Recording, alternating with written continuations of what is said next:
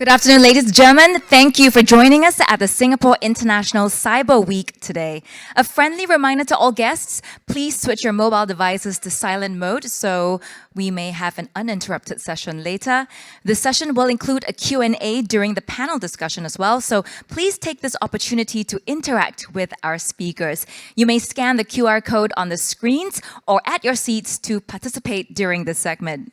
As our safe management measures have eased, you are not required to wear a mask during the session. We'll commence our session shortly. Thank you.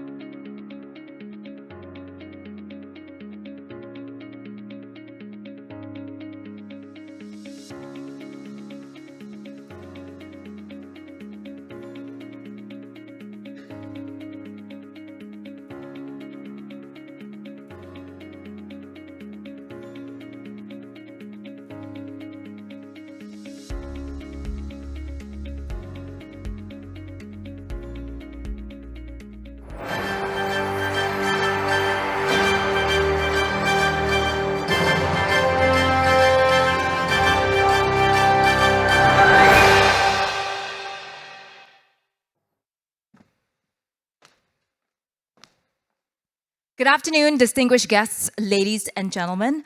Welcome to the Singapore International Cyber Week 2022. Thank you for joining us today at the SANS Expo, and for our virtual audience, thank you for joining us on the SICW virtual platform. I'm Jamie, your host for this session, which is tackling the ransomware Scourge, global cooperation for a transboundary issue. As you may know, ransomware is no longer just a sporadic nuisance affecting a handful of user devices. It has transformed into a massive systemic threat affecting entire networks of large enterprises. We have seen ransomware cases dominate headlines, and the ransomware threat is now a major security and transboundary issue that affects critical information infrastructure sectors and nations. We are honored today to have our esteemed panelists here with us to talk about ransomware threats and countering them.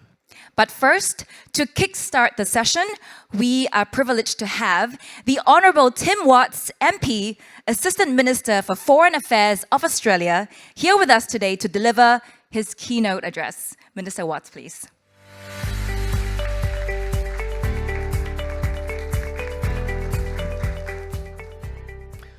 Well, thank you for that generous introduction, and good afternoon, and thank you to the Cybersecurity Agency of Singapore for having me here today. Singapore International Cyber Week is the Asia Pacific's most established cybersecurity event, and I'm honoured to represent the Australian Government at such a crucial international forum. I acknowledge the esteemed panel that will also be discussing the threat of ransomware in more detail at the conclusion of my opening remarks. Your insights and thinking about how we will work together to tackle the shared threat of ransomware will be of interest to policymakers and business around the globe. 1 year ago, at 1 o'clock in the morning, on October 22, 2021, the government of Papua New Guinea was hit by a major cyber incident. A ransomware attack had targeted the PNG's Department of Finance's integrated financial management system. The IFMS integrates Papua New Guinea's budgeting and accounting systems across all levels of government. It manages hundreds of millions of dollars in payments. And like most nations, Papua New Guinea couldn't afford an attack of this kind on its major government payment system. And like a lot of the world, Papua New Guinea was in the thick of trying to contain the COVID-19 pandemic, managing the health and economic consequences of the pandemic on the nation. The last thing that it needed was a cybercrime group holding its national payment system to ransom.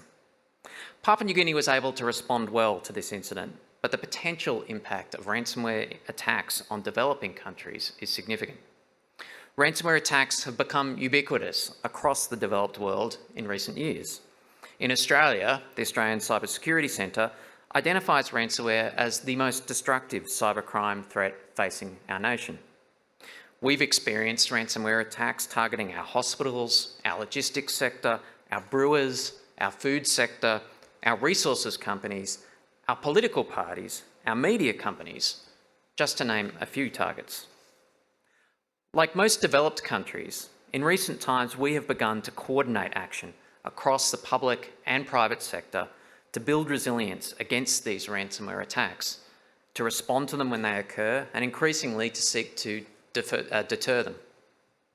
Australia joined the Counter-Ransomware Initiative, coordinated by the United States, which includes ongoing collaborative efforts to improve network resilience to prevent incidents when possible and respond effectively when incidents do occur, to address the abuse of financial mechanisms to launder ransomware payments or conduct other activities that make ransomware profitable, to disrupt the ransomware ecosystem via law enforcement collaboration to investigate and prosecute ransomware actors, to address safe havens for ransomware criminals, and by continued diplomatic engagement.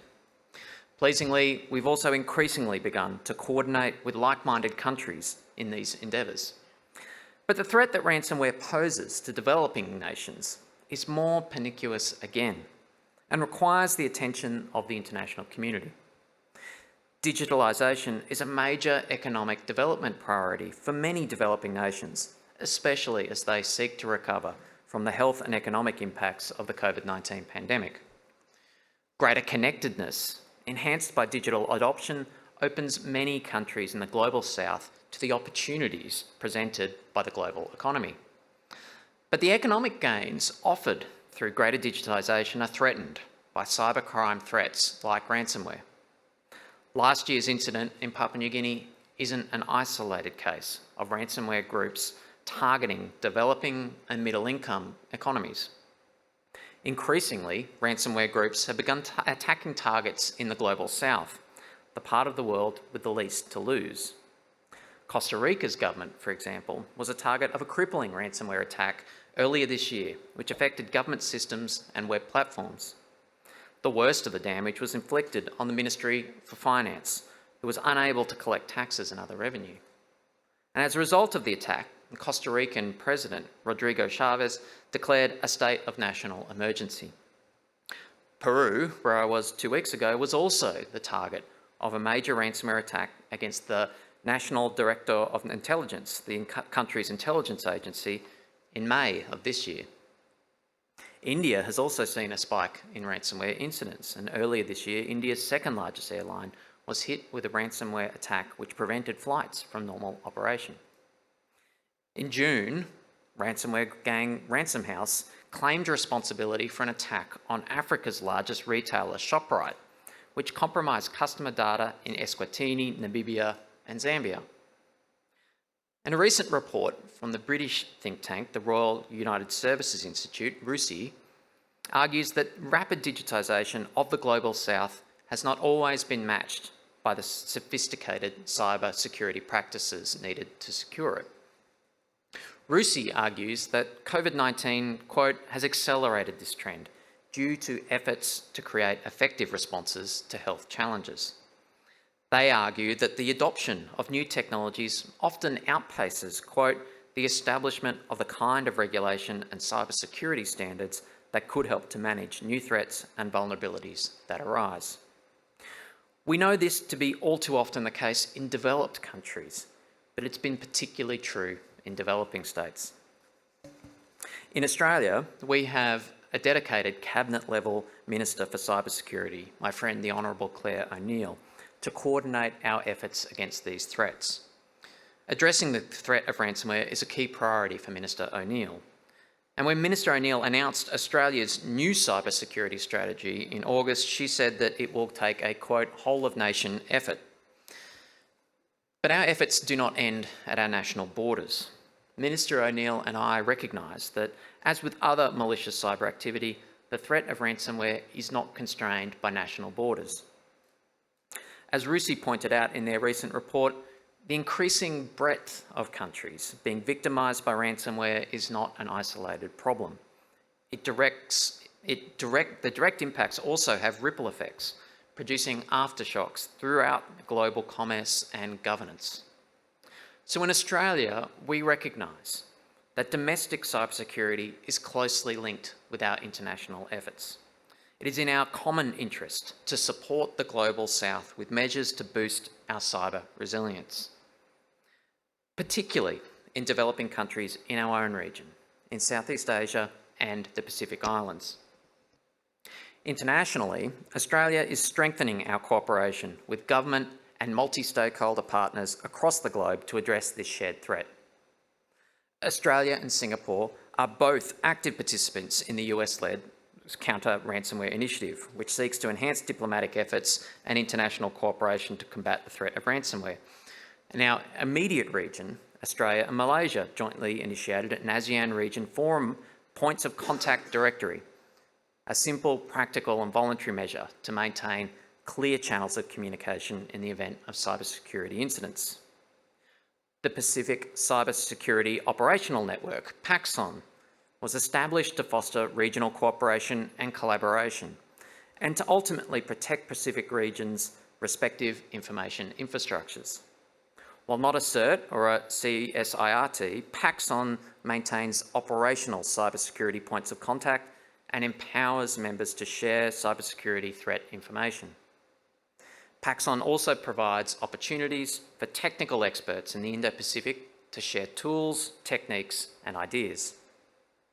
It enables cooperation and collaboration and provides a strong foundation for further engagement to uplift cybersecurity across our region.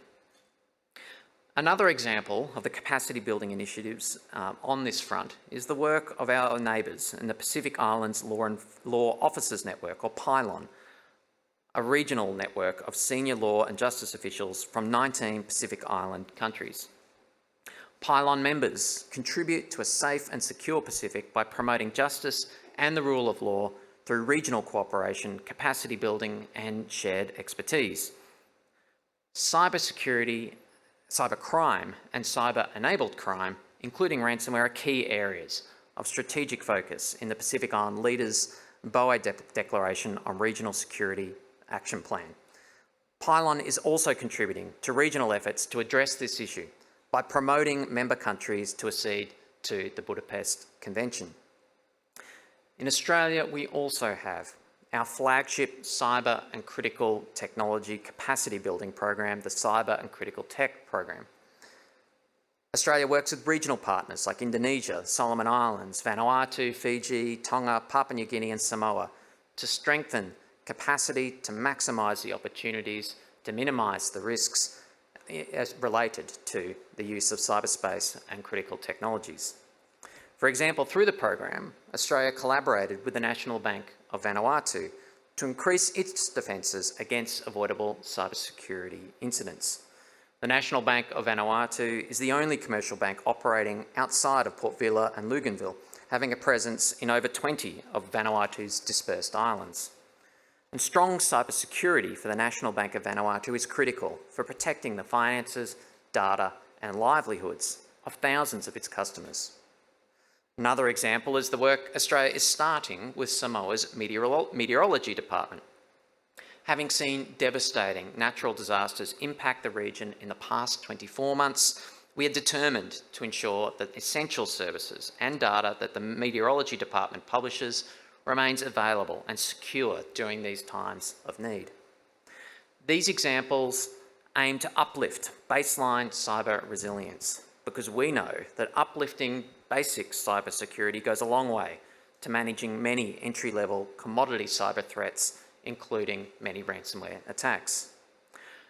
Australia is also seeking to contribute to global efforts to deter ransomware attacks through the use of autonomous sanctions. Australia's autonomous sanctions framework contains thematic autonomous sanctions regimes, including a significant cyber incidents regime.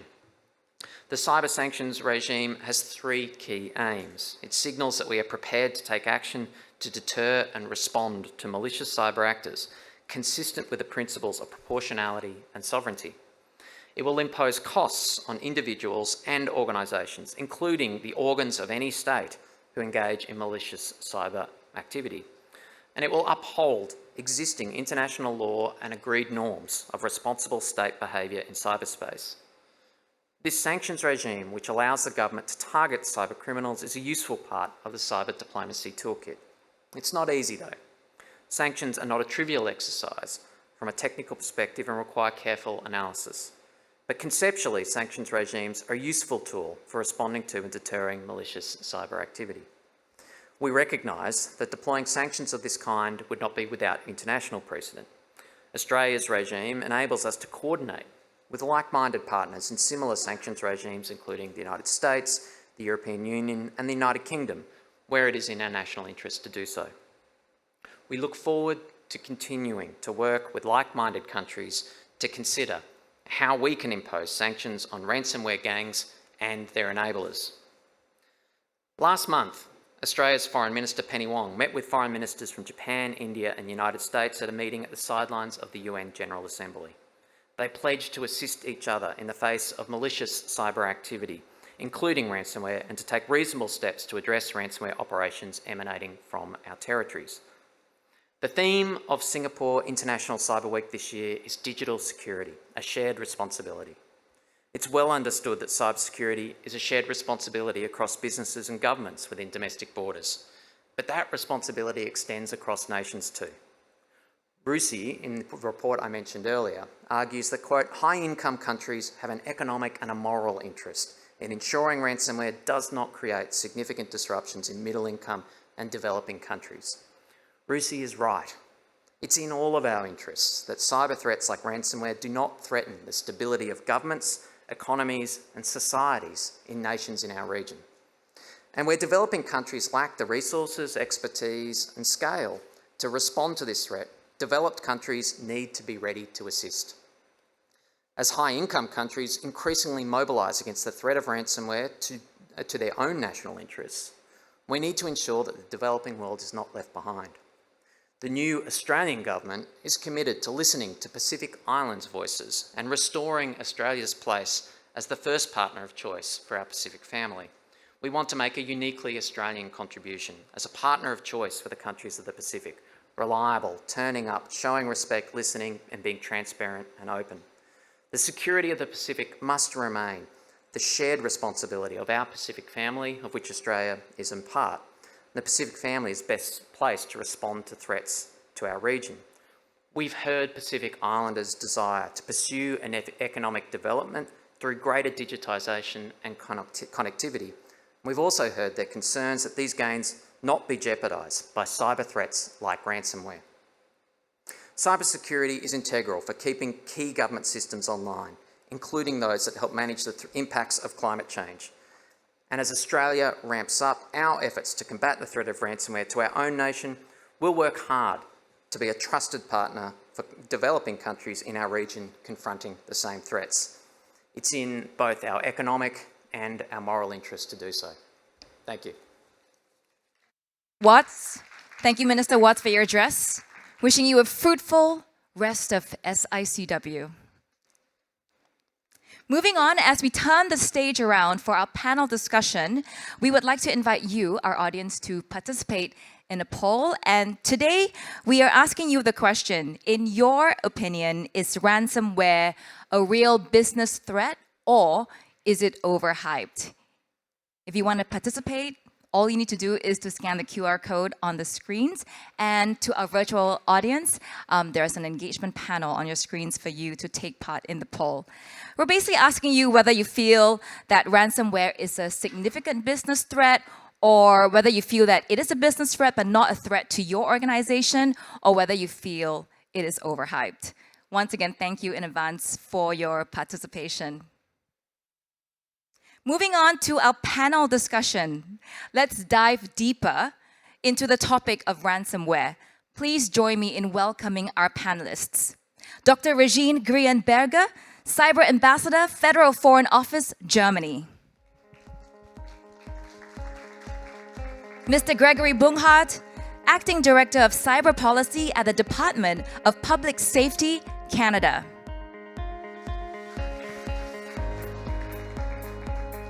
Mr. Craig Jones, Cybercrime Director at Interpol. Mr. Jeff Moss, founder of Black Hat and DEF CON Computer Security Conferences.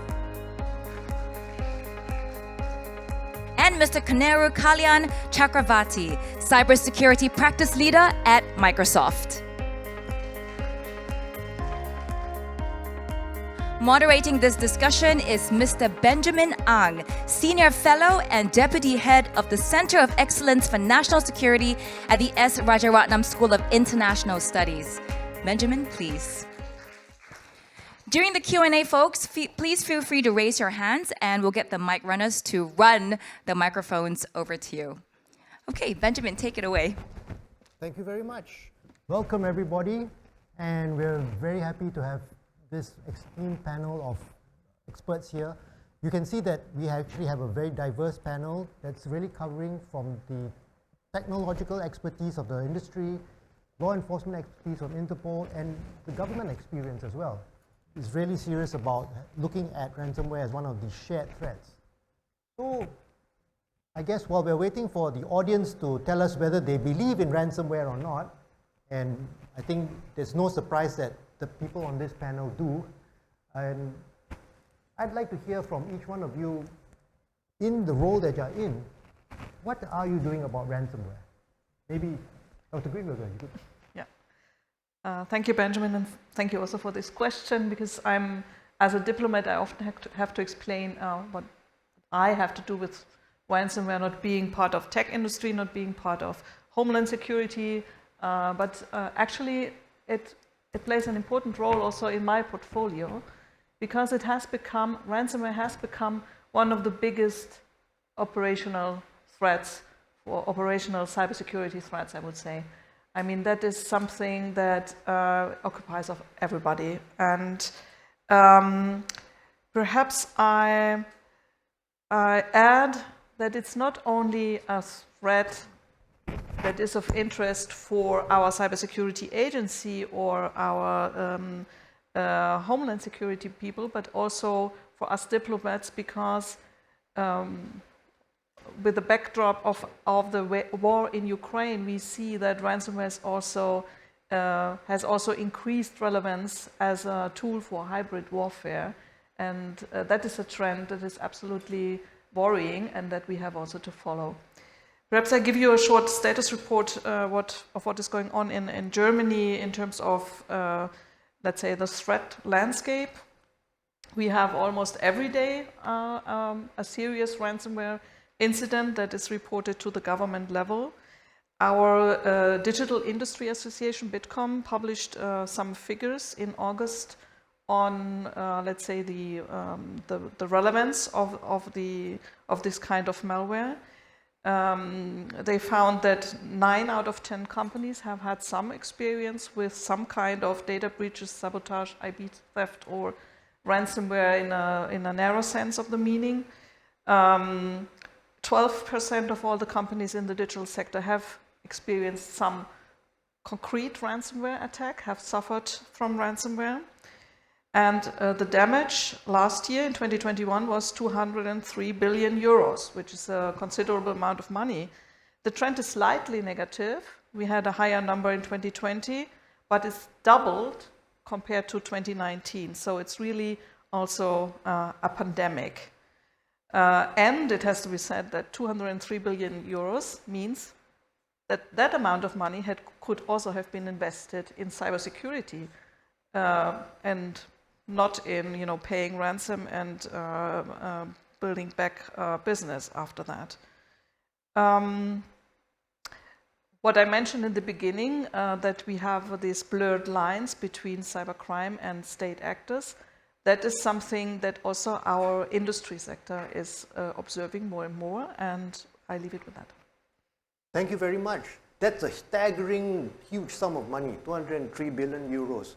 And I think the fact that it's also related to hybrid warfare is something we should really get back to look into it. Thanks so much for sharing what's happening in Germany. What about over in Canada? Thanks, Benjamin, and thank you for the question. So I think in the Canadian context, we've really been seized with the issue of ransomware. The COVID-19 pandemic certainly brought many more Canadians to a place where they're living and working and doing business online. And as a result, Canadians became more vulnerable to exploitation by malicious cyber actors, whether they're criminal or other. And that demanded the government to start to look at how we can find solutions to ransomware, particularly as ransomware spiked during the pandemic. I think similar to everyone else's experience here, we've seen ransomware attacks across every business sector, across every critical infrastructure sector, and in personal online activities of Canadians. What was particularly concerning during the height of COVID was the attacks on the healthcare system, which, of course, during a pandemic, having your healthcare system locked out is absolutely the wrong place or where you don't want to be. So what has Canada been doing in terms of battling ransomware? If I could, I would break it down into 3 broad categories. The first one is engagement with international partners. The second being engagement with Canadians. And then the third one being engagement with industry. So on the international level, we've, much like the minister mentioned, we've been engaged in the American-led counter-ransomware initiative. It's been a fantastic venue for sharing experiences and coming up with responses at more of a multilateral level of dealing with ransomware, because as everyone has said, it's not a one nation issue. It's a very dynamic and challenging beast to try and combat. We've also engaged bilaterally to find out the experiences from our like-minded partners. Not every country is the same. Every experience is a little bit unique. So we're able to pull pieces of what has worked well and what hasn't worked well from countries on a one-on-one basis. When we've engaged with Canadians, a lot of that focus has been on increasing awareness. In my opinion, part of not just defeating ransomware, but increasing resilience comes down to educating users. So trying to instill basic cyber literacy skills within the Canadian population has been a focus, and raising the attention of what ransomware is and how individuals in their daily life can help protect themselves. We've also taken some steps like having several of our ministers co-author an open letter to Canadian businesses, making sure that they are aware of what the threat is and what actions they can take if they're the victims of ransomware. Our Cyber Center released an updated threat bulletin that deals specifically with ransomware. We focus a lot on encouraging Canadians and Canadian businesses to report ransomware incidents to either their local law enforcement or to the Royal Canadian Mounted Police. We conduct a survey every 2 years in Canada, led by Statistics Canada, and we found that cyber incidents are vastly underreported. We're likely only seeing about 10% of actual cases being reported. When we shift more into the industry focus, we've increased our collaboration with our critical infrastructure owners and operators. We've used cross-sector forums to really make sure that they understand what we see as a threat and to hear from them what they see the threat as, to find out from them what they need in terms of support to ensure that Canada's critical infrastructure is protected. We've helped raise the awareness of several programs that we have where the government is able to help critical infrastructure sectors conduct assessments on their systems to help build that resiliency. And again, we stress that the importance of reporting incidents when they happen. We've also engaged with the cyber insurance industry in Canada. This is an area that has really been enlightening for us to understand how the cyber insurance industry sees the problem of ransomware, what their approach is, and how they understand the landscape. The challenge, of course, is when you pay ransom, you don't necessarily make anything better for anyone else. You may temporarily make your own situation a bit better, but there's also all kinds of other risks associated with paying the ransom. Not the least of which being that you're not ensuring that either the data that was stolen will be protected or that you won't be hit again. So we've tried to really make sure people are aware of the risks of paying ransom and ransomware. So it's really been a multi-agency engagement with Canadians, at the individual level, at the critical infrastructure level, at the business level, and then reaching out and talking with our international colleagues to find out what's working well for them to try and tackle ransomware. It's been a true whole of government effort on our part. Thank you. Great, thank you. And I see a lot of parallels also with Singapore's strategy, whether it's engaging with international partners or working with critical infrastructure or trying to build cyber literacy in the population. So I think that's good to see that everybody is working in the same direction and being able to cooperate. And one of the things that both of you have actually brought up is the effect of pandemic. And I also note that from Interpol's cyber threat report on ASEAN recently, that the pandemic has really made an increase in ransomware. So maybe over to Craig. Thanks very much, Ben, and thank you for Government of Singapore and CSA for arranging SICW in person again. It's great to be in a room meeting friends again. From an Interpol perspective, as you rightly highlight, the recent threat assessment that we did in the ASEAN region, but in fact, we're going to launch this week a new global crimes trend threat assessment as well, which is going to cover a global and regional perspective. Not a spoiler alert, but ransomware features very, very highly within that report effectively. Just in terms of Interpol and the policing model, coming back to some of the Minister's comments, we talk about that shared responsibility and resiliency, and that's the policing mandate A policing mandate is there to protect communities.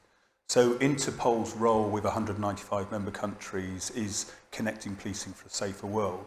So turning that into a global programme, we have an underpinning strategy. So we have a global cybercrime strategy as one of 4 strategies we have now to deal with different crime types. The mandate for the strategy, first of all, is to reduce the global impact of cybercrime and protect communities for a safer world. So the buy-in from all of our member countries, from the officers and staff who work for Interpol, is very much focused on that mission. We then have to break it down into different areas that we can work in, and this is where the shared responsibility comes in. Law enforcement is set up to deal with crime at a local level. So the legislation, the resources are based at a local level. They're based to deal with that physical crime type, and on the whole, they deal with it very well. You have the victim, you have the crime scene, you have the offender, it all sits within the boundaries. The policing model now and those roles and responsibilities are changing on a daily basis. So understanding within that space where we work and how we operate, we have prevention, detection, investigation and disruption at the core of our activities. And then you break it down. What are the activities that you can do in each of those areas? But where can you make the most impact? And we talk about judicial outcomes. So, part of the law enforcement role is to identify and lock up the criminals, because when we lock the criminals up, it gives society a rest from those criminal actions. But within the cyber environment, the infrastructure sits there anyway. So if you don't take out the right criminals, so you don't take out, in the cybercrime sense, that the people that are doing the organisation, the coordination, the control, and you don't take out the infrastructure, then you're going to fail. And we've heard talk about like-minded countries as well. Well, Interpol's a neutral organisation. We're able to go into all of the countries, all of the region. But in order to deliver the prevention, detection, investigation and disruption, as a police, we need the evidence. And we need to take that evidence into that country. So the model we're now moving more towards within the sort of Interpol is that regional model for delivery operations. A good example is the Asian Regional Operations Cybercrime Desk, which was set up probably 4.5, 5 years ago now. And it was born from the desire of the countries in the region here, with Singapore as the sort of digital shepherd, to bring those countries together and start cooperating in that space. So you have a high-level setting of this is what we want to achieve. Then bringing in the countries and the police to start working in that space. But you've got to have true buy-in. You need to have the prioritisation of the countries. You need the identification, and it's interesting with the Slido there, 90% significant business threat. So that's potentially businesses identifying that they are likely to become a victim of cybercrime or ransomware in now or the immediate future. So being able to change the way that we work in policing and deliver in each of those areas. So the Asian desk built out that. We have the Africa desk we've now set up. Here in Singapore, where we run the programme from, we have our operational coordination centre up at the road there in Orchard. We also have our cybercrime threat response working with private partners. And very importantly, our cyber strategy and capability development, which is working with a number of different organisations, with the UN now on the ad hoc committee, which I'm sure we'll come into shortly. But it's been able to work collaboratively, being able to take that evidence into the countries where it can be described as a hard-to-reach jurisdiction or a not like-minded country. We have that unique ability to become that neutral interlocker. And again, it's changing the way that policing model works based on evidence, and then going in and disrupting the cyber criminals and removing those criminals or infrastructure from where they're operating. Thanks, Craig. In a very grim environment, that's a glimmer of hope that in the policing side, you're able to actually accomplish much more cooperation than sometimes among the diplomacy side. Well, turning then to the industry side, Jeff, you're an expert among experts. You are in touch with some of the leading minds in technology of cyber security. What's your take on ransomware? So the fact that ransomware exists is not very surprising. It's just the way in which it's sort of presenting itself, and the challenges, I think, the world has in facing it. That's the conundrum, right? It's not a purely technical problem. It's not a purely political problem. And that interplay is where all the sparks fly. Very exciting. So if you look back, there's a saying that anything that could mine Bitcoin would, right? Your toaster, your IoT device, anything that a bad guy could break into and mine money, right? They're trying to monetize anything. Now it's anything that can be ransomed will, right? They're still trying to monetize, but instead of trying to run Bitcoin on your ICS or your OT infrastructure, now they're trying to ransom your OT infrastructure. And so that's sort of this evolution of people seeking to figure out how to monetize other people's infrastructure. But where the Bitcoin thing was pretty much straight up criminals, ransomware, we've got political actors, right? And most notably Russia pioneering this area with other governments observing and learning from their behavior. And so I guess on this theme, I would say that internet problems are global problems. And so whatever we do to try to face this issue, we're going to have to communicate with each other internationally. Right? Microsoft might be able to fix something, Huawei in China might work on something, there might be a manufacturer in Brazil. Whatever it is, whether we get along with each other or not, we're going to have to communicate. So even if our government are at odds, civil society, law enforcement, manufacturers are going to have channels to try to prevent harm, right? So one of the things I do is I advise CISA, the United States Department of Homeland Security, CISA, and now recently a Home Office in the UK. But basically, I try to provide a little bit of insight. And one of my observations on this is that ransomware is a business primarily. And as a business, it has normal business problems. Other ransomware crime groups are busy stealing each other's data, customers, right? They are trying to lower their cost to infect, lower their cost to ransom. They're trying to get better technology, less management, more automated customers, whatever, all the normal. And because of that, they respond to a lot of normal incentives. So we can monkey with those incentives to raise their cost of doing business. And one of the things that's going on right now, and I don't know why, is some ransomware groups are now going out publicly and saying they will pay $50,000 for an exploit that they can use to create a new ransom toolkit. Now, these ransomware groups are making tens or hundreds of millions of dollars. Why would they need to pay for an exploit? They would hire researchers and pay them $1 million. I mean, the money in ransomware so far outstrips the money you could make selling a iOS 0-day that you could attract the best and the brightest minds, or you could just buy them. But they have their own bug bounty program, so that tells me something's wrong with the supply chain within these ransomware groups, right? They're not able to self-produce the exploits. They're having to go to more of an open market. Well, that's an opportunity, right, for us to potentially disrupt. The other thing, though, that really bothers me about this whole system is that it's an ecosystem. Ransomware groups don't exist by themselves. They have a customer. But now they have insurance companies. But now there's ransomware payment brokers, right, that you can contract to try to lower the cost of the ransom. And then the insurance company might, well, what's happening here? We're metastasizing, we're creating a permanent business ecosystem. And those people, insurance companies and brokers and manufacturers of anti-ransomware products, it's not in their interest to make ransomware go away. It's their interest to keep it manageable, like cancer or something. And they can make lots of money being a broker forever. And you start to see connections between the brokers and some insurance companies. And if you don't nip this in the bud, if countries don't stop this from happening, we're going to wake up 10 years from now and it's just going to be a permanent part of the ecosystem because they'll have lobbied for special interests and exceptions to the law. And if it's legal to pay ransoms, then they'll pay ransoms forever because the insurance companies and the brokers will want that to happen and they'll pay lobbyists.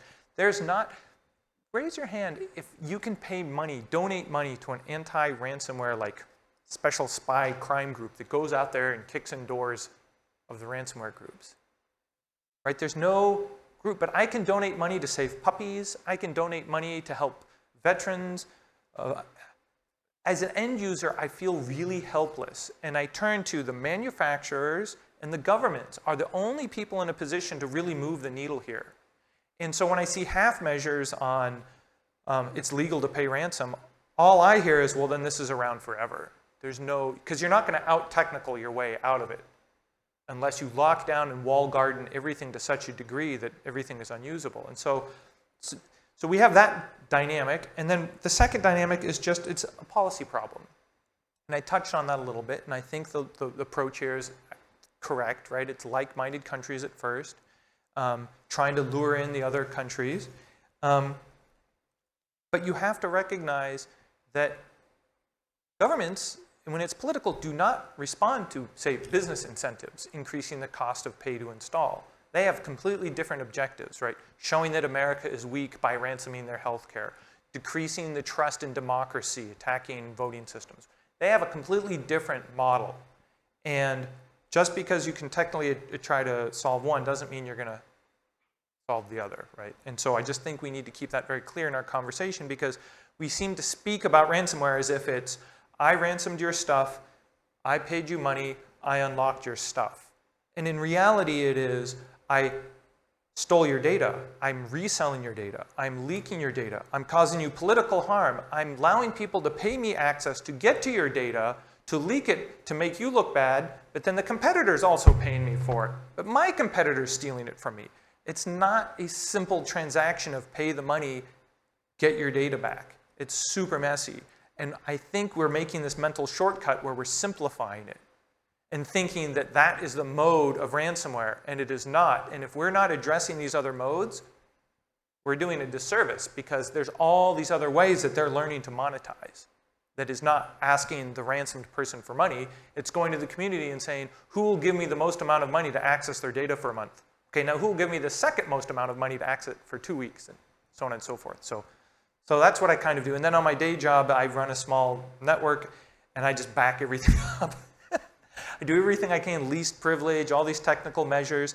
And it really comes down to, I think, the people closest to the levers of power, whether it's designing an operating system or mobile platform, or me as an administrator running an email server, the people closest to the levers of power have the most responsibility to make change. So as an email administrator, I have the responsibility to constantly be backing up my users' data. Not so much theirs, right? And I think we just have to accept those responsibilities, because there's this great initiative to try to push the responsibilities way downstream. And we're not going to solve the problem by doing that. Thanks, Jeff. Always expands my mind to hear from you. So thanks for sharing all those reality checks, and I totally agree, the tendency to want to push responsibility, just like the tendency to want to shortcut and oversimplify, is so tempting. And all the things that you raised. Yeah. It's not that simple. So the unintended consequences also really is a lot to think about. And of course, you made a nice segue, because over to Kalyan to talk to us about what Microsoft, as a very prominent technological company in this space, is doing. Thanks, Benjamin, for inviting Microsoft for this panel. I'm extremely privileged to hear from all the fellow panelists, and I completely agree with all the challenges and all the information that they've shared. But as a technology vendor, we have a huge responsibility in upping the game against the ransomware creators. But like anything else in economy, right? Law, security has to go in hand. If you think about the old days where kidnapping was a very common activity, and the moment they find somebody who is remotely wealthy, all the information, all the spy activities and all the ransomware activities were happening. We are facing exactly the same thing in the new digital imperative. People are not going to digitize, they are going to digitize. Businesses are going to take advantage of technology, but we need to ensure that technology has equal protection capabilities within that. So Microsoft has been investing in making trustworthy computing for quite some time, initially making our operating system secure by itself. But over the last 10 years, we've been investing in a digital crimes unit. It's a team in Microsoft which is liaisons with law enforcement across various countries and provides the necessary information, works very closely with local law enforcement and also with Interpol in ensuring that we are able to take out the rogue actors. As much as we try to do this, this problem has gone beyond from one country to one continent to it's a global problem now. And now ransomware has become an industry, like Jeff mentioned, and it's almost like ransomware as a service is a common thing over there. So it's not one party which is acting on doing the theft of information, hacking your systems, and social engineering your end users. It's done by multiple actors over there. And that is the troubling situation. So the industry has to get together and ensuring that we are able to combat this. From Microsoft's standpoint, we have done some very smart things to ensure the end users can figure out that whether it's a phishing email, so if you go to Outlook or the email client that is there default within Windows, it'll tell you that, hey, this is not a mail from Citibank. Would you like to just check? Or if you're using the Microsoft Edge browser, it'll tell you that this is potentially a suspicious website. You may don't continue with this transaction, and so on and so forth. So trying to make it as simple as possible for end users, but it needs end users to be on the newer version of Windows. And many of the end users are not spending time in updating and patching. So we need to make that problem a lot more easy to tackle. For the enterprises, we are providing tool sets which are automated, so they get signals. So we track close to 48 trillion signals every day, and we see all the threat activity which is happening over internet, and that activity is shared as insights to organizations. We send insights to them. Hey, these are these 20 machines on your network which are unprotected. Would you like to take them down or protect them? And net, all that the ransomware attacker is doing is figuring out that one single compromised user within your organization or that one single compromised machine. And therefore, companies have to reorientate their boundaries, not physically, but where their digital assets are. And that's something that we need to work closely with them on. Thanks a lot, Kalyan. And also thanks for reminding me that I've been putting off updating my OS for a while. So I think when I get off this stage, I should actually click on the update. So now, speaking of updates, I'm sure you're all wondering what the results of that poll were. And of course, except for Craig spoiled it a little, but now we'll put it up on the screen and everybody can see that. Thank goodness, at least 90% believe it's a significant business threat. I would be quite disappointed if we were on this panel and people thought it was overhyped. But being a typical Asian parent, I'm going to say, why only 89%? It should be 100%. Why are there 5% who think it's overhyped? Well, that's my question. And I'd like to throw it over. What do you think of these results? I'll start. I'm actually curious about the 7% that see it as a threat, but not to their organization. I think in any situation you're going to have people say, like, yeah, it doesn't exist. We don't really believe in that. You have the vast majority, like we do here, says, yeah, 90% see it as a threat. But that 7%, I wonder what provides the assurance that they are safe. The background of this is there's so much dependent on third-party providers, right? Your future exists in somebody else's hands. So you might look at that and say, well, 70% or 7% say they're dependent on a third-party provider, but they can't control their destiny, maybe? Like if they get ransomed, I'm out of business, but can't control them? Dr. Greenberg. Perhaps these 11% taken together, they are the optimists among us. They think that what they did already to prevent ransomware will help them to come through this pandemic without individual damage. And there has been some, let's say, activities been going on. We have all of us have mentioned some. And also we have observed in Germany that investments in cybersecurity have increased considerably in the last 2 years, and this makes also a difference. I mean, all the CISOs in companies have to prove their worth all the day and go to their CEOs and say, okay, I need money for cybersecurity, and the publicity around, or the public awareness of ransomware makes it perhaps easier also to get this money and protect themselves. And another element might be that all of us are also working on cyber literacy with our domestic audience, but also with our leadership, for example, in public institutions. And that might also help to get a little bit better through this crisis. I mean, two-factor authentication was something unknown, I would say, to all the principals in all our organizations 2 years ago. Now you will hardly find someone who is not using two-factor authentication. I'm really Matt. If I was downstairs on the exhibition floor, that would be a significant business opportunity. So there's a 90% significant business opportunity to cybersecurity companies and vendors, etc.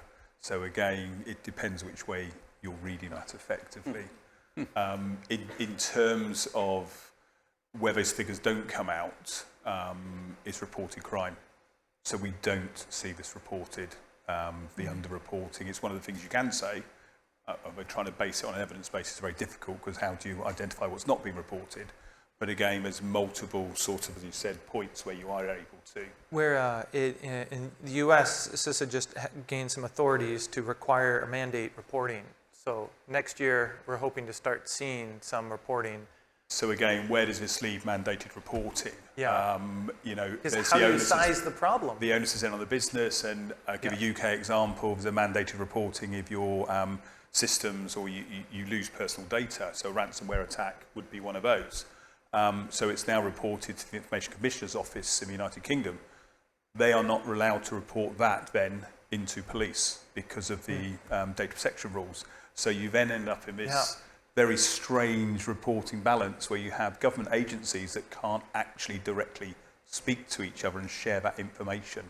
But you can see this is they're trying to figure it out, right? Yeah. It's so new, and so how big is the problem? Well, we don't know. We don't have statistics. Well, let's get some statistics. Well, you're not allowed to see the statistics, and this is a problem we'll work through. But responsibility that end organizations or people who get affected, they need to report it, because if they don't report it and they think they've paid the ransom and they're fine, they're not, because the actor still exists in their environment. they might have data. They're not just encrypting your data, they're stealing your data and they're selling your data in the darknet, and within a year or two, you're going to expect one more ransomware attack. So it's super critical. The number of customers that I meet privately will share with me that, hey, we have a problem, can you help us? Yeah.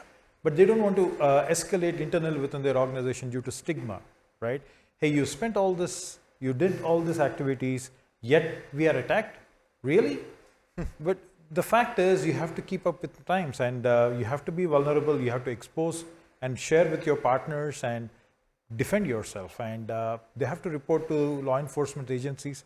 If they don't, what they're doing is a huge disservice for the rest of the industry, because they're going to find the same vulnerability, and those companies are also going to get impacted. I understand the importance of reporting. I also understand the hesitation, I think, from businesses sometimes, because it becomes a commercial decision. Correct. Where if I disclose that I've been the victim, my customers will lose faith in my ability to protect their data and go to my competitor. So it becomes a vicious circle of not sharing, yet more ransomware attacks being propagated.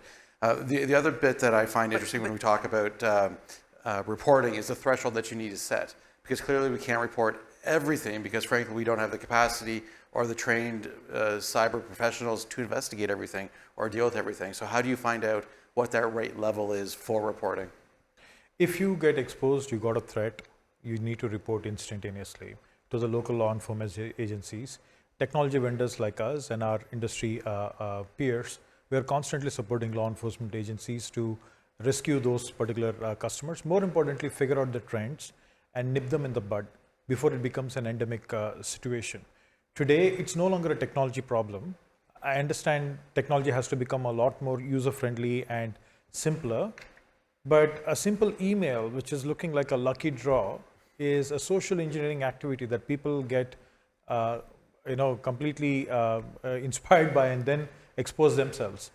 But unless they report that crime, we are not able to go and catch that particular actor and make it a deterrent, right? But you've also got the sense here about reporting of crime and then the police response. You will not get a police response to every reported cybercrime because the resources just aren't there effectively. Also, that's then that policing model about who is the first responder. the police were set up to deal with crime in the community on a local basis, as I said in the opening. So very used to in that sense. What we have now is someone will report to the police and the police will say, well, one, we don't have the capability necessarily, or actually you've been attacked from outside of our region or outside of our country, so we don't then have the remit or role. So again, it's changing some of that thinking about the way we report. And then historically as well, what the police used to do was we would go in and we'd seize the whole server. Well, the company are going, whoa, hang on, that's stopping our business. Now, we've moved on greatly since then, but again, there's that sort of stigma part as well. And I've had reports where I've had a phone call and the person has said, oh, hello, I'm such and such firm of solicitors, we have a client. That's very rare for a police officer to get a phone call from a solicitor reporting a crime on behalf of, you know, a victim effectively. But again, that's that changing nature, because the onus on companies, depending where they're based, you know, you can actually be prosecuted for being a victim of crime. And again, that's very difficult then as a company, that you've got a responsibility to, you know, your shareholders, to your business, etc. But also you could be held accountable and prosecuted because you have not taken the necessary measures. And that comes with a carrot and stick, and different governments going through whether you pay a ransomware or not as well. There's different measures in place. So I think coming back to what we're going through this process. We're going through this process of change in society in the way we deal with cybercrime, but then there's the wider piece as well about how do we actually either accept or make ourselves more resilient, or actually the onus then is the responsibility goes to the industry about secure by design for consumers and small medium enterprises, but actually the larger enterprises or the critical national infrastructure then has that really close relationship with, if that doesn't work, then pieces of society start to fail in a country because you can't access a service. This feels like a perfect example of the role of government balancing protection of society and business interests. Because if you leave it up to the business, they're never going to report and they're going to pay everything off, and the ransomware groups will get very powerful. If you leave it 100% up to the citizens, right, everybody's going to go to jail every time. And the role of government, civil society, is to make these trade-offs and make these decisions. And I think the more we can make these decisions with our eyes open, the better.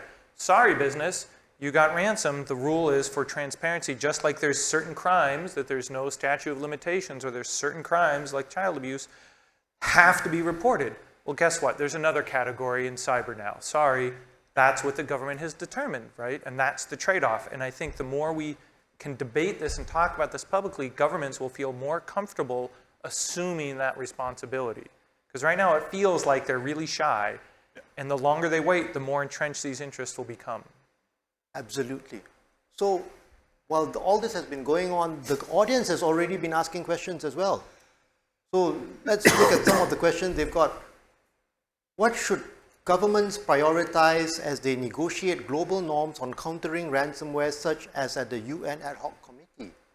That's interesting, and something that what Jeff said earlier. I guess I turn to the diplomat side. Sorry, you know. Okay, I mean, this feels like a question for a diplomat. Okay, what should governments prioritize? I mean, I can say what we do prioritize. First of all, we as Germany, and I would say the European Union overall, we were very hesitant when it came to a global cybercrime convention in the beginning, because we thought, I mean, we are working very well on the basis of the Budapest Convention, which is a regional convention but open to everybody, and we have a lot of cooperation in law enforcement, prosecution on the basis of Budapest. So we thought, we have a working system, everybody can join it, why make up something new?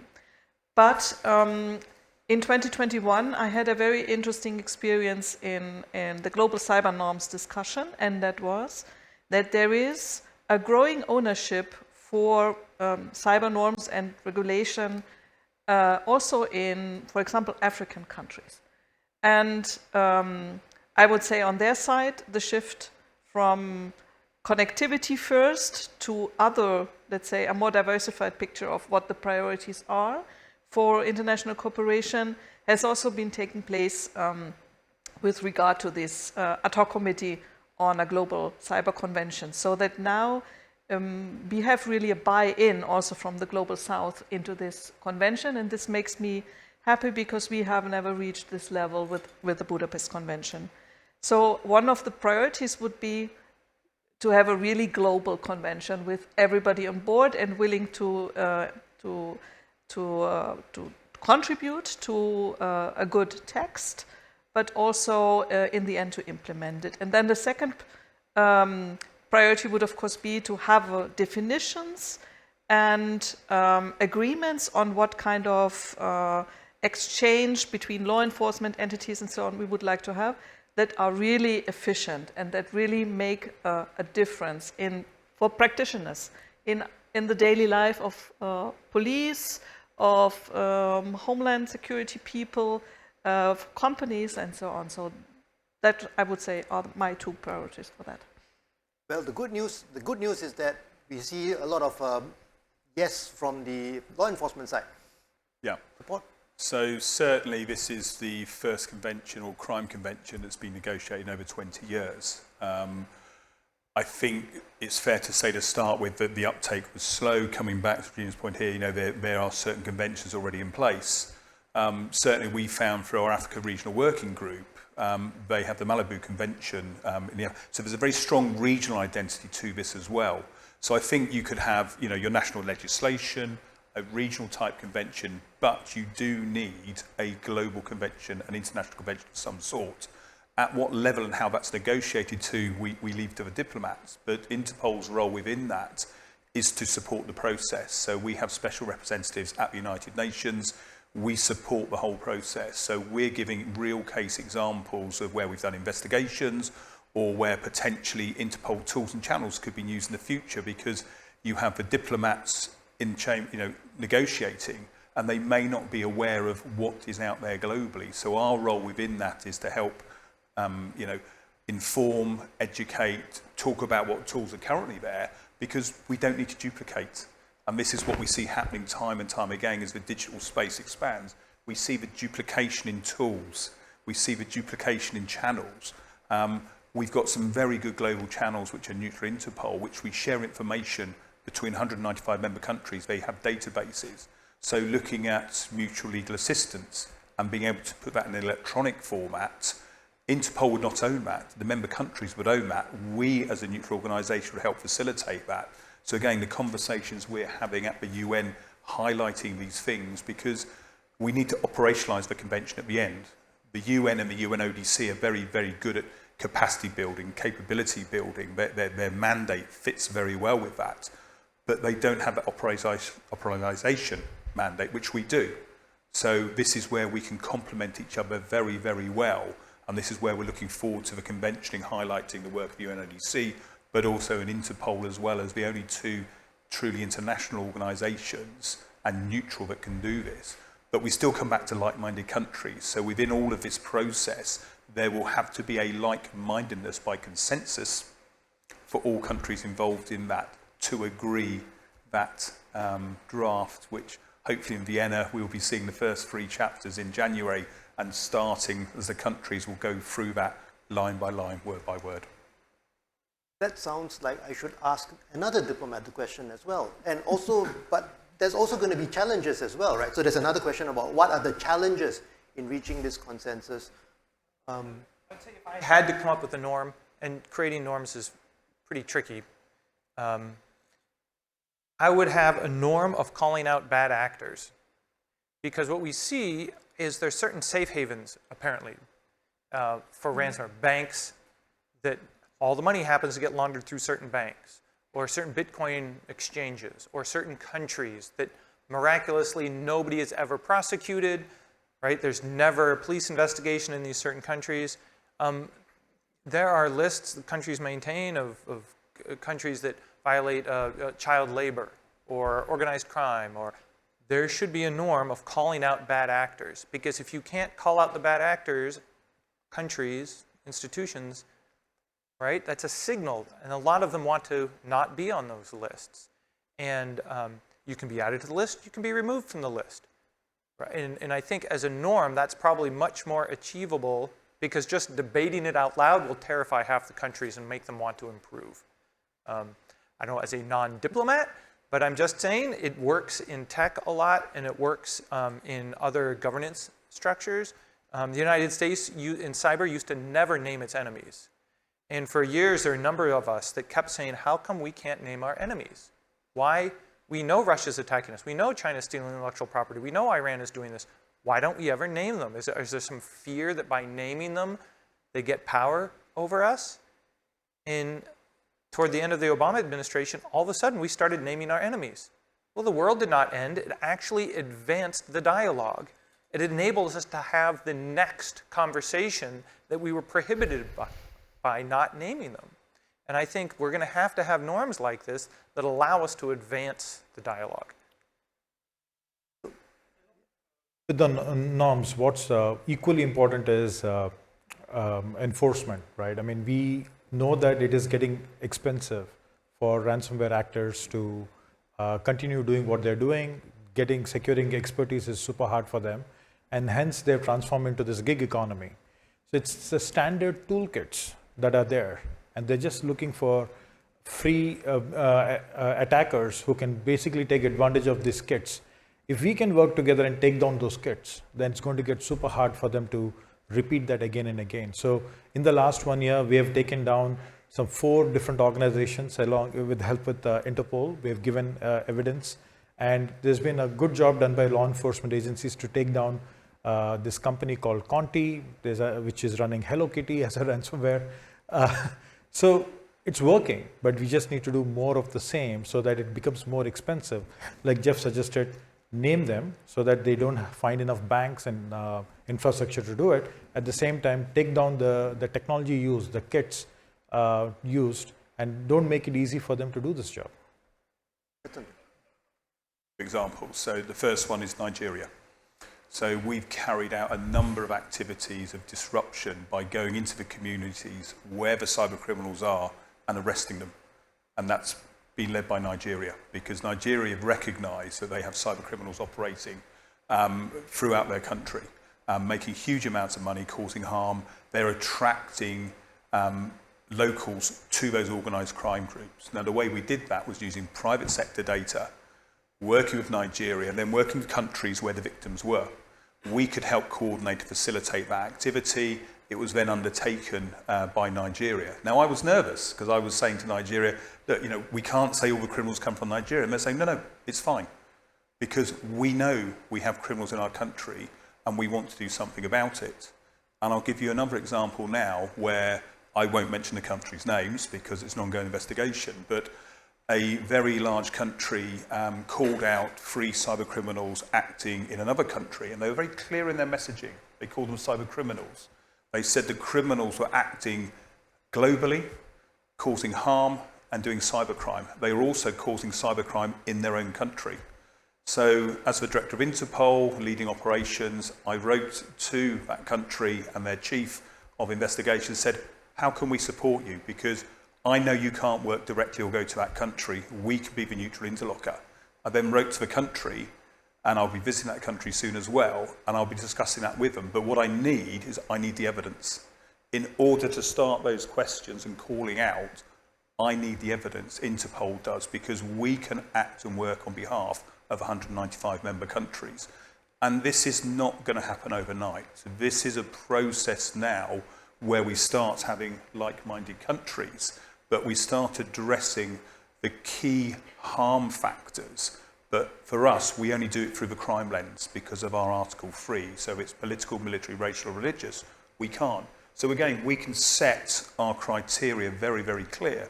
So if it starts straying into the state actor or near state actor space, we step out of it. We're a neutral organisation. We pass it to the countries and say, that's your responsibility. But again, this is a different model now for Interpol, which we're talking about this week at our General Assembly in New Delhi, where we are getting more operation focused because that's what the member countries are expecting from us. So we'll have to invite you back to tell us how that story ends, because I think we're now all in suspense. Right. So coming back to the diplomats, one of the questions that came up was, why isn't this, what are the challenges that are facing reaching some consensus on this and some more cooperation? what could you share that governments are having difficulty reaching an agreement at the same speed that maybe law enforcement is? Right. You don't have to name anybody or shame anybody, by the way, but you can. I'll defer to my German colleague who actually is from the Department of Foreign Affairs. I'm more domestic focused, and I think you'll have a much better answer to this question than I will. Well, first of all, I mean, we are very clear that ransomware, that this is cybercrime. But with other cybercrimes, we are not so clear, and everything it's in a package.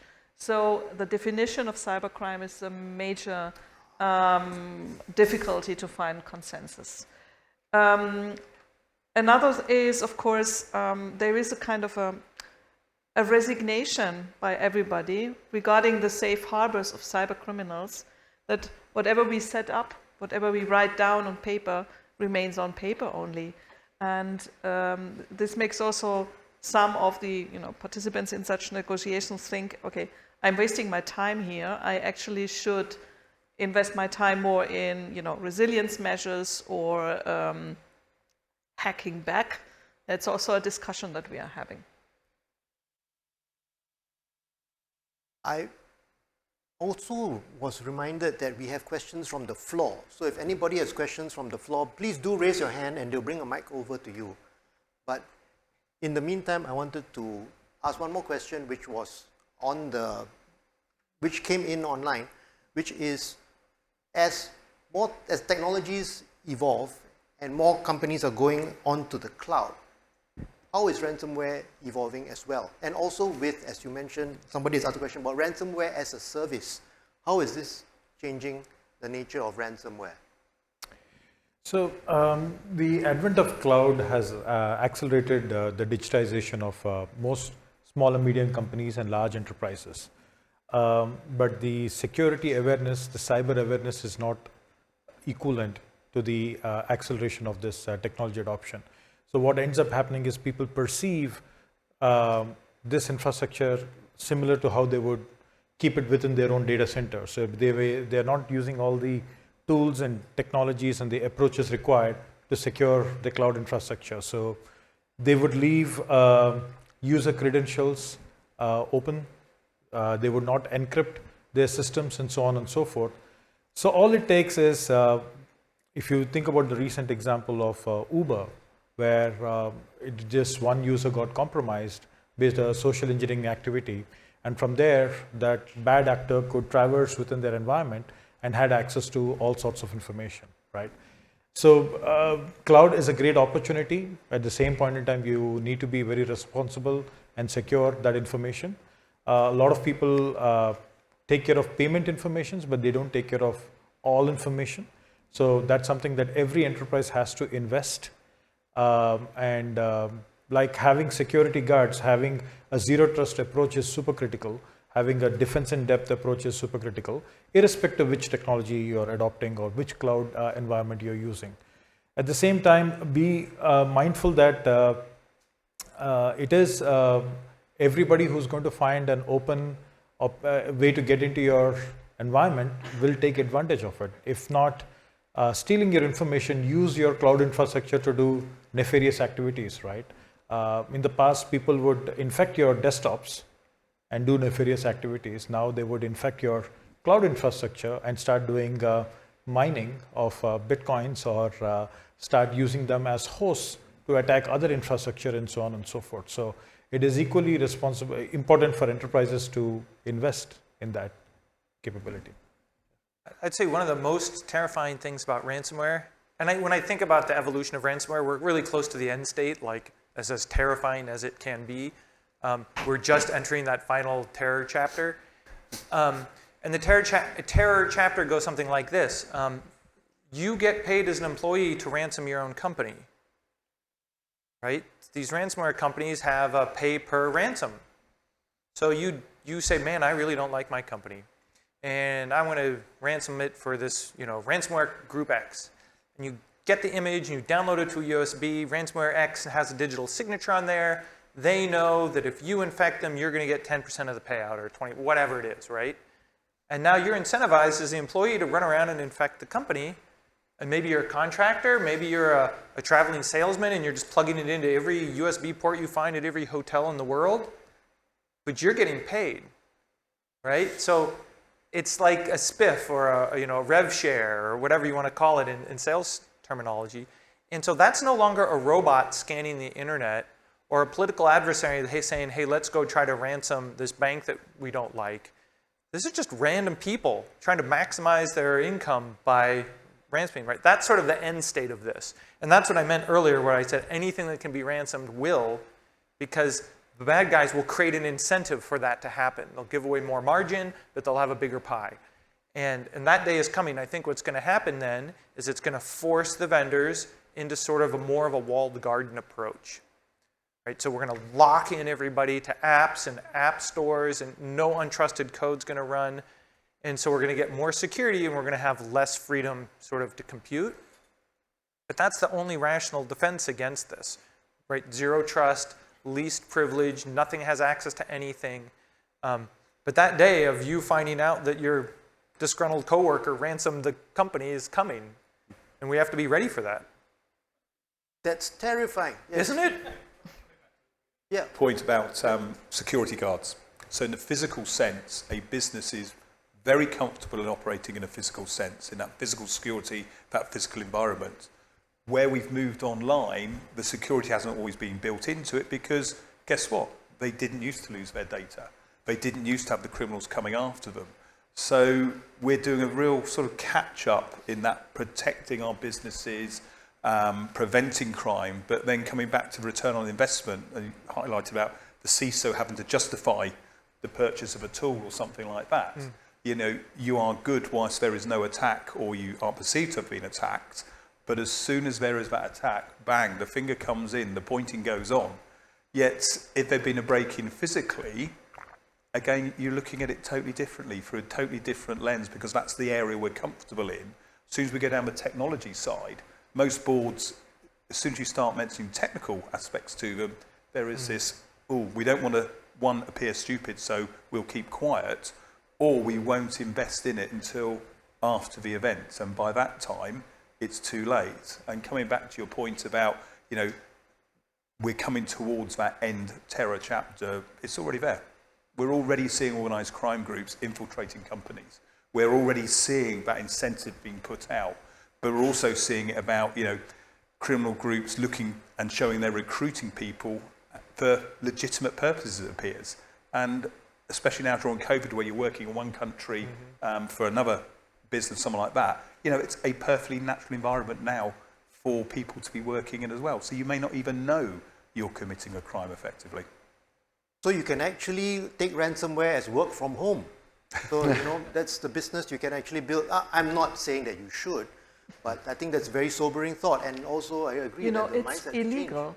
Yes, it is illegal. Small detail. Thank you for that. Yeah, I think for me, the question highlights two things. One is that the solution to ransomware needs to be enduring. It can't be one specific thing. You build a mousetrap, you get a smarter mouse, right? So that whatever approaches or policy approaches we take to ransomware need to be enduring so that it's adaptable to whatever comes next and how it evolves going forward.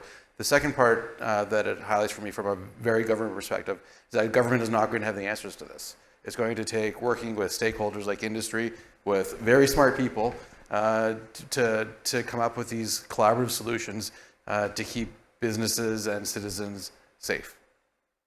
I think it's important that people don't take away that it's a lose-lose situation, right? There is a huge amount of effort that law enforcement is doing and many technology companies are doing to ensure computing is safe. End users also need to buckle up and take care of their own safety to a certain extent, ensure that they don't click on unknown links or just become victim of any of this nefarious emails which come to them. Enterprises need to invest. This is no longer an option. They cannot be saying this is something which is out of the internet. They have to invest in ensuring they secure their organization. And governments have to invest in educating and building skill sets within law enforcement, right? So that they do understand what are the evolving threats. And most of the governments are doing it. They're getting the necessary help. But law and policy has to catch up over there so that we are able to concisely tackle this. Ransomware will evolve. It moved from one organization to one individual to ransomware as a service, and it can become some version of cybercrime. But as long as we are cohesively working on this, we can easily tackle on it. Yeah. Talia, thanks for bringing us back to the theme of this whole talk, which is it's a shared responsibility. And I think that's a very important, which actually is a good time also to launch the word cloud. So if you go back to slido.com and you can actually go to the word cloud poll. The word cloud poll will ask you, after today's session, what is one word or phrase that comes to mind when you think about tackling the scourge of ransomware? And let's see what everybody thinks now. Now that you've heard from this panel of experts from different fields, what's a word or phrase that comes to your mind when you are in the audience thinking about the scourge of ransomware? If you're in the room, feel free to pull out your mobile phone and scan. It's okay. And in the meantime, I'd like our panel to also think about what's one final thing you want to say for today, for the future. What should we be focusing on now? What should we be thinking about for the future in terms of ransomware? As we watch the words start flowing in, cooperative, education, stigma. If we could choose synonyms, we could see that shared responsibility and cooperation seem to be coming up. Oh, just as I said, shared responsibility is a large number. Transparency is big now. I think shared responsibility is way in the lead. I wonder if we are actually tilting the direction of this word cloud by saying shared responsibility, shared responsibility. Somebody tried some of the other words. Education? Try. No, education is too small. Transparency? Okay, anyway, I think it's a one-horse race, right? The clear winner is shared responsibility. Okay, so after having watched that little, oh, it's still moving. So please go ahead as we ask the panel to share their thoughts on, in any order that you like, whoever has sort of a word to say. I've got a half-baked thought, and that's around shared responsibility. Is your responsibility is based on basically where you sit. Like I mentioned earlier, what levers you have access to. And something that happened years ago, this is almost 15 years ago, before cloud really was a big thing, there was a Russian crime group called the RBN, the Russian Business Network. And RBN was a bulletproof hosting group that basically you ran all of your crimeware and everything out of RBN. You basically bought hosting from the RBN. It was bulletproof. Nobody could take it down. It didn't matter. And they were paying off the right people in Russia. Well, what happened then, finally, for so long that there was no action in Russia, the shared responsibility was the people providing transit decided, well, we're just withdrawing your network routes. And they just took them off the internet. Perfect. No contract, no whatever. They just said, okay, fine. If the governments aren't doing anything, we're pulling your routes. And then they tried to launch in China, and then that didn't work, and I think they went to Iran for a month, and then they sort of fizzled out. And I'm bringing this up because there's this emerging, especially with Ukraine, there's this emerging trend of the super empowered individual. It could be a company like a Microsoft. It could be a group like the network provider that's happening to provide transit. But there's people and companies in the internet that have outsized power and influence. And if the governments don't do anything, okay, but somebody somewhere has the power to do something, right? Imagine a black hole list that just decides to add all the IP addresses of the bad actors. Well, if you subscribe to a black hole list for mail filtering, maybe you also black hole all the bad actors' addresses, right? There's all these people where you can opt into lists, safe search, right? The amount of power Netflix and Netscape and Microsoft have, and Apple, over providing safe browser links, Chrome, Google, they can control where you can go on the internet. And they don't have to ask any government about that. And so the future of these super empowered individuals being able to sort of act in our best interests, that day is here. And governments haven't even thought that far yet, right? And so that shared responsibility, Google Chrome is like, well, we have a responsibility, we're going to block these people. Yep. Microsoft's like, well, we're going to block these people. And so there's a lot of defenders rushing in to try to put out the fire. What's really lacking is a cohesive sort of framework and strategy here. So what you're seeing is everybody's doing their part, but we really need to get all of our sort of spears pointed in the same direction. That's great. I like the idea of the super-powered, empowered individual. I think we should make a T-shirt and we should make a bumper sticker for it. And clearly there's lots of good examples. And in some senses, these individuals or entities can do things where governments are constrained because of political reasons, not able to take certain action. Policy that says, I will not be a bad guy. And all of a sudden there's a bad guy on Facebook and Facebook can just take them down. They don't have to have any due process. Great. Who decides who is a bad guy? That becomes the job of the government, right? And and if the government's not acting, somebody's going to decide. Well, Yeah, but we are acting. in defense of government, yes? Yeah, but it's a transboundary issue. So what we actually need more is international cooperation. And I think there are a lot of multilateral formats where we could raise also the issue of ransomware. It's not only a technical issue, it's also a political issue. So shared responsibility in terms of governments take their responsibilities, then I would buy it. Well, we thank the governments for doing that, yes. I think for me, the term multi comes into play. It's multi-stakeholders, multinational, it's multi-prong approach to battling ransomware. There's no one silver bullet or magical arrow that's going to defeat it.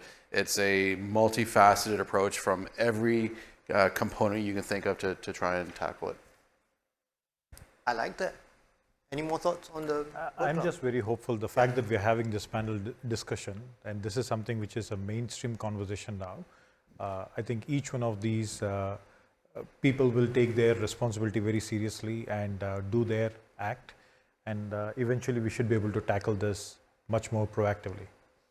Kalyan, I agree, because 10 years ago we wouldn't have had this conversation. Even maybe 5 years ago it wouldn't be as robust. So that's hopeful. You know you've broken through when ransomware is on TV and it's the element in movies.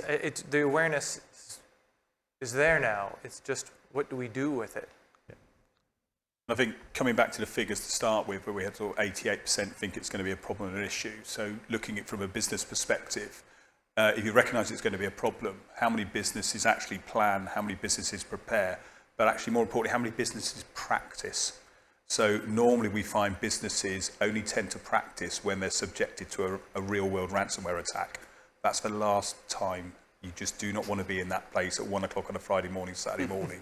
So again, coming back to having that plan, prepare, practice is certainly something we're advocating under that prevention side for especially small, medium enterprises, effectively. Have something in place, know who you're going to call, but more importantly, test it. Absolutely. You don't want to do your fire drill in the middle of the fire. No. Right? That's right.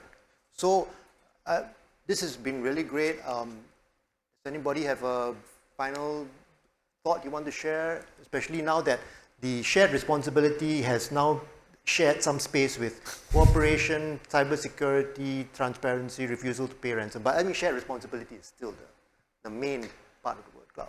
I guess I have one ask for the audience is that none of this is going to work unless the policy folks start talking to the technical folks and the technical folks start talking to the policy folks. As we've learned, a lot of these solutions are going to be both communities working together, and they historically do not work together very well, or it's tech lobbyist firms trying to talk to government, right? There's not a lot of civil society, there's not a lot of independent researchers involved. What you get is a lot of vendors or trade association groups. And what we need to do is get more individuals and more contributors, researchers, academics, talking into this policy. So if there's anything you can do through your government or safe harbor or to create a channel, a pathway to gather comment or involve individual researchers to provide you with third-party comment, it would be very useful.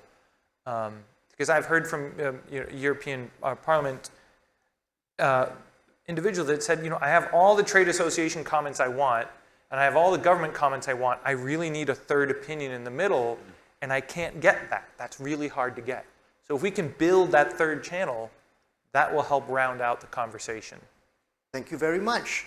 And on that note of shared responsibility, please help me to thank our panel for today.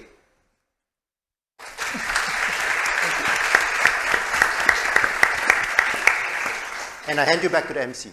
Thank you so much, Benjamin. And our esteemed panelists, we'd like for you guys to remain on stage for a little bit.